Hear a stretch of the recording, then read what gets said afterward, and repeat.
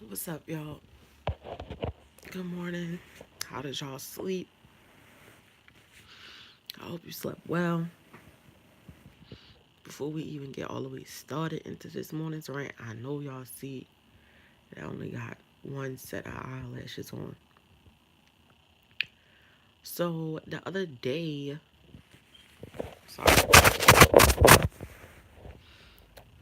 the other day, I think I was telling y'all that I had some duo eyelash glue and I lost it. I really don't know how. Like, I know I had it when I came down the road. I know I had it while I was here because I used it while I was here. And now I just can't find my eyelash glue. And if you are versed in cosmetics, you know Duo is like some of the best um eyelash glue. I'm mad because I don't have it. So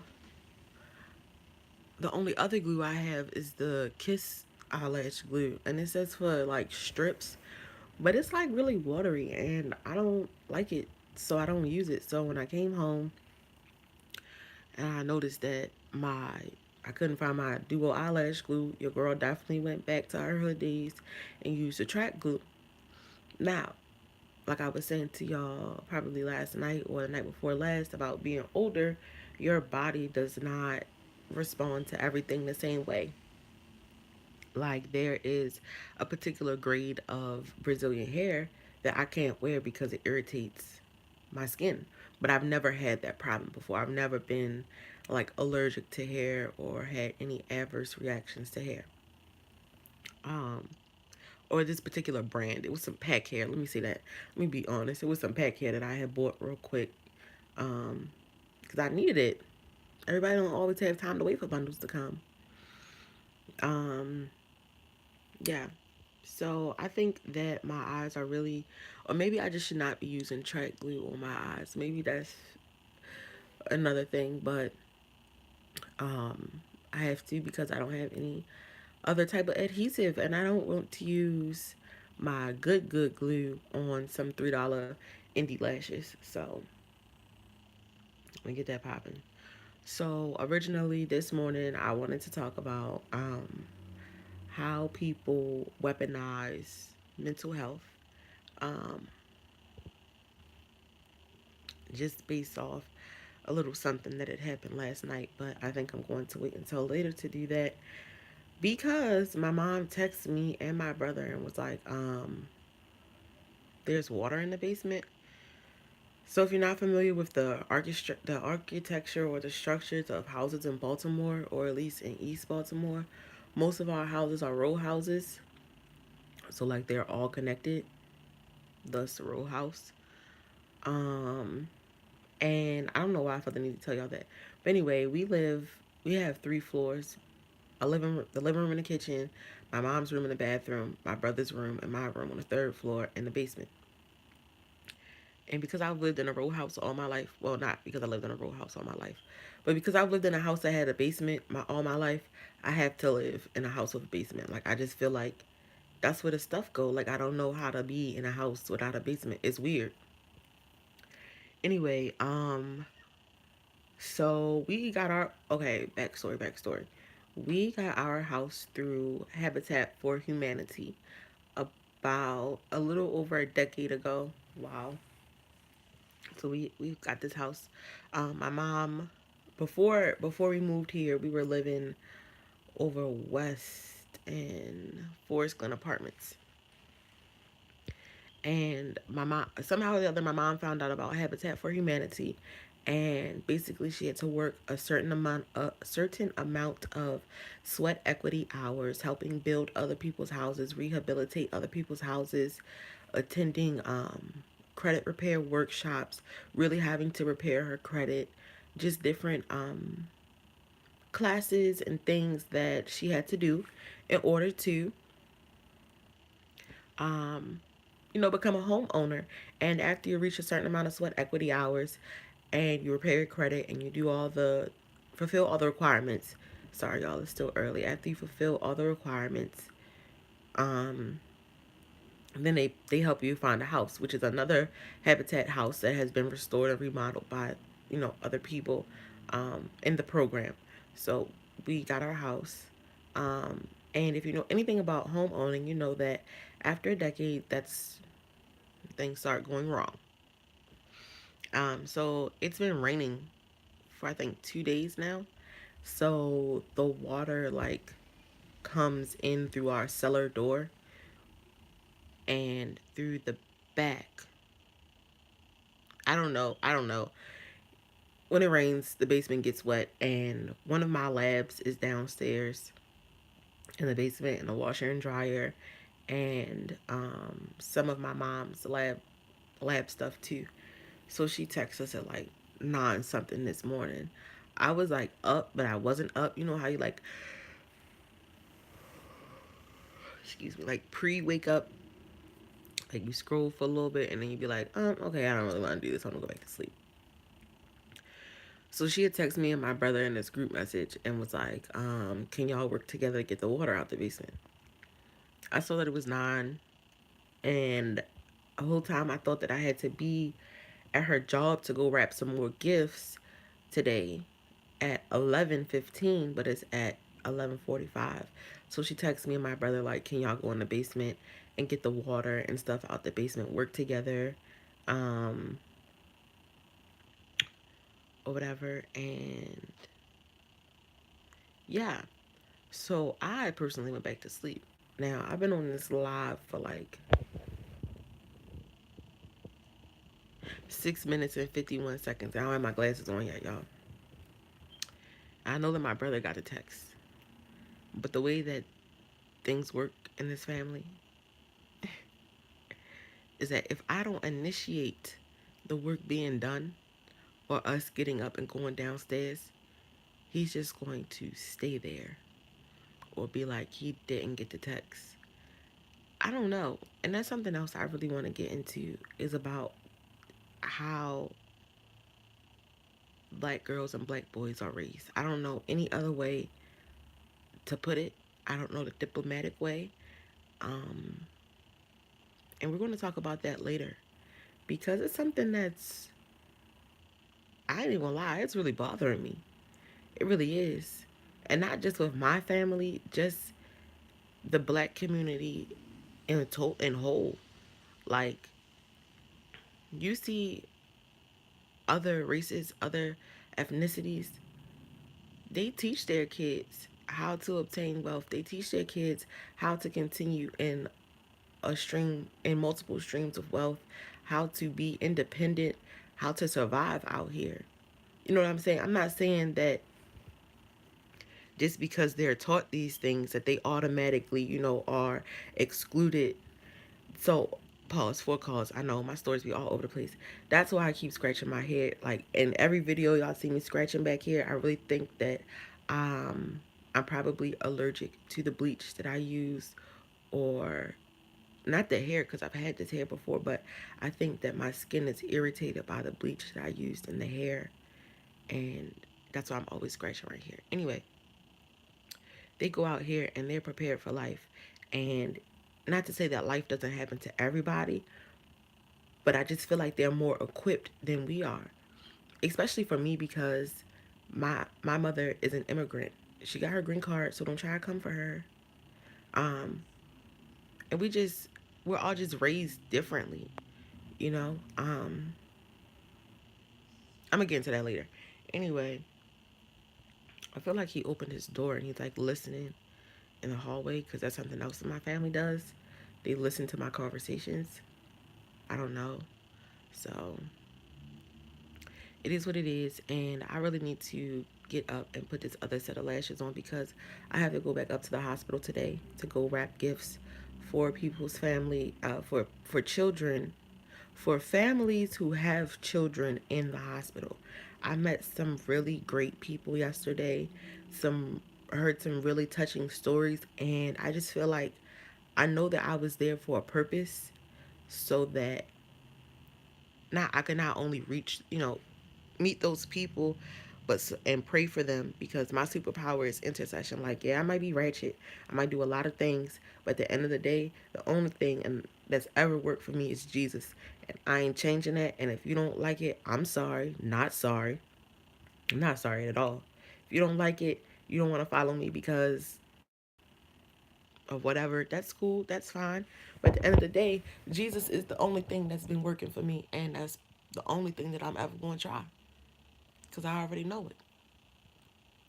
Um, but yeah, I just feel like in this season of or in this space that I'm in of financial and employment transitions, that it's really important that I give back, that I volunteer, that I put myself into the community. Not only, because of the time of year it is, but for me, like when I'm not working, when I'm not making money, I don't want to do nothing. I want to stay right here in this bed and watch Netflix. Like, I don't want to do anything else. So,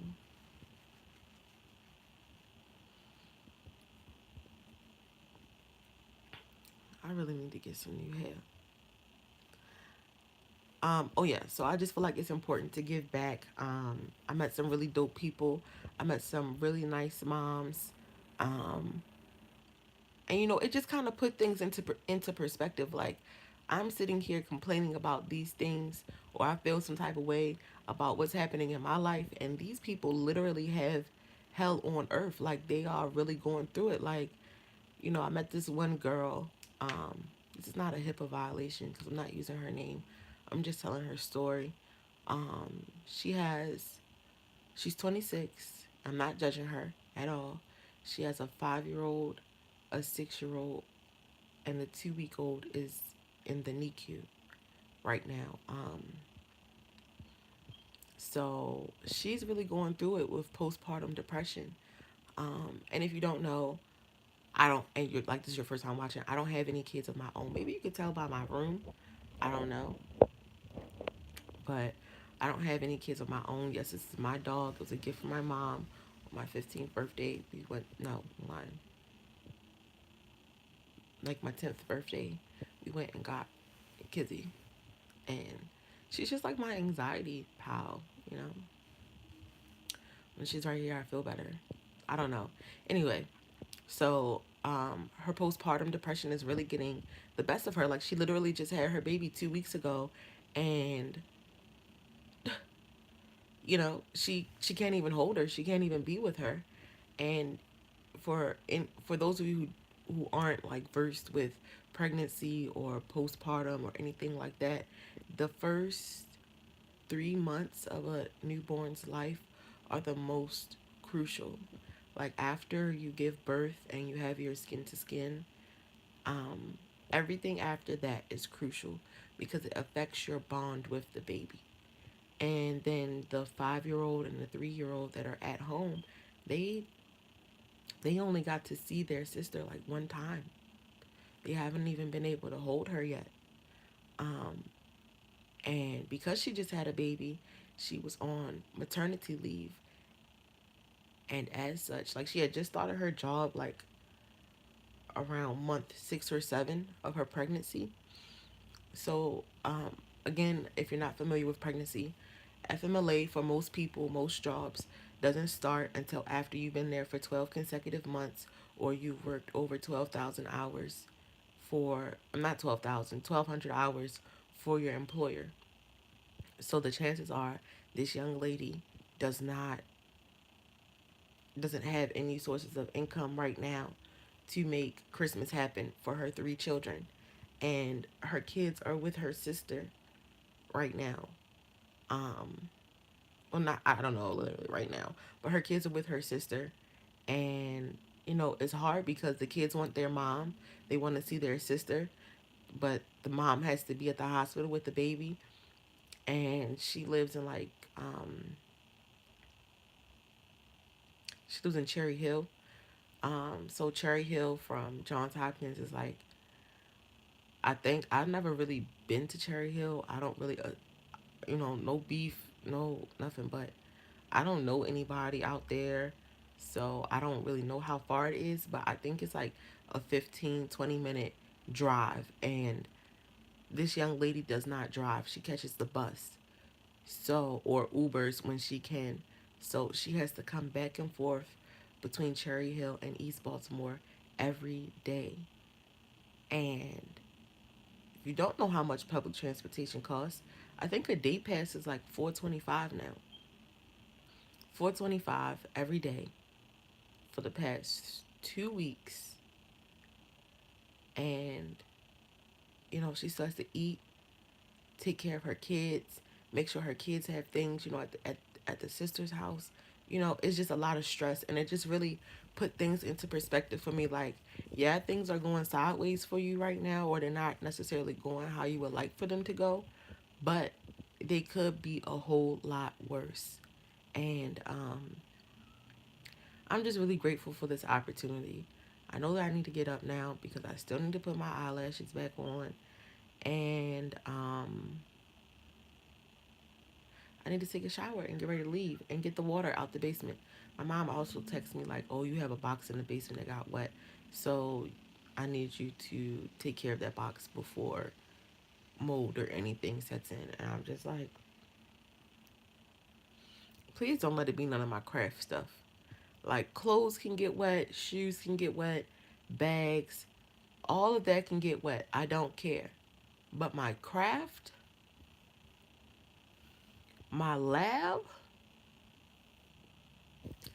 I will catch a case over my lab. Like, don't play with me. Do not play with me. Like, this last time I left home or whatever, to go on assignment, I left my lab one way and I came back and it was a different way. But they were just, well, this lab right here, this is like my everyday lab. Makeup, hair, body products, hair products, more makeup, eyelash. Well, you can't really see what my eyelash station is behind there, and that's that lab. And then if you can see, I don't know if I'm holding it far enough, but I got some of my wigs on the wall. All those bows on the wall, I made on the wigs. I made them, except for that pink one on the wig with the. Let me just turn it around. Can I zoom? Yeah. Okay, so I made all those bows except for that. Oh, oh, oh. This pink one right here. I got that from the hair store. But yeah, I wrote that. I painted it.